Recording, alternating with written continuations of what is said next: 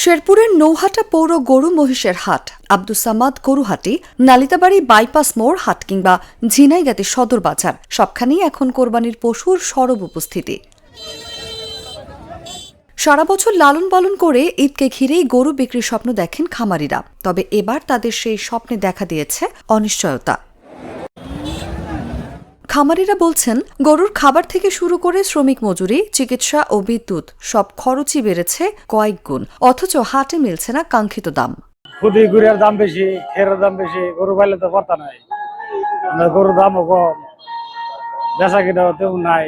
আমি প্রতি বছরই খামারে ঈদের উপলক্ষে গরু পালি, খামারে গরু করি। আমার 10টা গরুর মধ্যে 6টা গরু নিয়ে আসছি, বাজারে উঠাইছি, কিন্তু গরুর যা দাম চাচ্ছি তাই অনুযায়ী অনেক দাম কম বলতেছে ক্রেতারা। শেরপুরে কাঁচা ঘাসের সংকট থাকায় বাড়তি দামে কিনতে হচ্ছে খড় ও দানাদার খাবার। এতে উৎপাদন খরচ বেড়ে গেলেও সেই অনুপাতে বাড়েনি গরুর দাম। খামারিদের সবচেয়ে বড় ভয় সীমান্ত পথে ভারতীয় গরু প্রবেশ। তারা বলছেন, বিদেশি গরু এলে স্থানীয় খামারিরা মারাত্মক ক্ষতির মুখে পড়বেন। ইন্ডিয়া থেকে গরু, ভারত থেকে গরু আসে, তাহলে খামারিরা আরো বিশাল লসে পড়ে যাবে।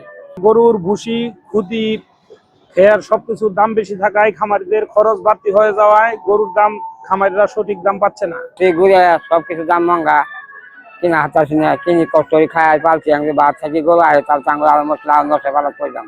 আমি এর আগেও নিয়ে আসি, যদি পাঁচটা সাড়ে চার ভালো আর সাড়ে চার নশে ভালো।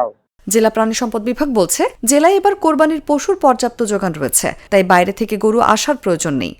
আসন্ন পবিত্র ঈদুল আজহা উপলক্ষে শেরপুর জেলায় আমাদের কুরবানিযোগ্য পশুর যথেষ্ট পরিমাণ মজুত রয়েছে। চাহিদার অতিরিক্ত আমাদের পশু রয়েছে।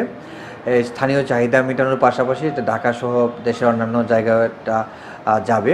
এদিকে সীমান্তে ভারতীয় গরুসহ অন্যান্য চোরাচালান ঠেকাতে বিজিবি ও পুলিশের যৌথ টহল জোরদারের কথা জানিয়েছে জেলা পুলিশ। জেলা পুলিশ বিজিবির সাথে সমন্বয় করে সীমান্ত দিয়ে যেন চোরাচালানের মাধ্যমে কোনো ভারতীয় গরু না আসতে পারে, বাংলাদেশ পুলিশ এবং জেলা পুলিশ শেরপুর এ ব্যাপারে সদা তৎপর রয়েছে। দেশি খামারিদের বছরের পর বছর শ্রম আর বিনিয়োগের সঙ্গে জড়িয়ে আছে কোরবানির এই মৌসুম, তাই সীমান্তে কঠোর নজরদারি আর ন্যায্য দামের প্রত্যাশায় এখন শেরপুরের খামারিরা। News desk, Jago news.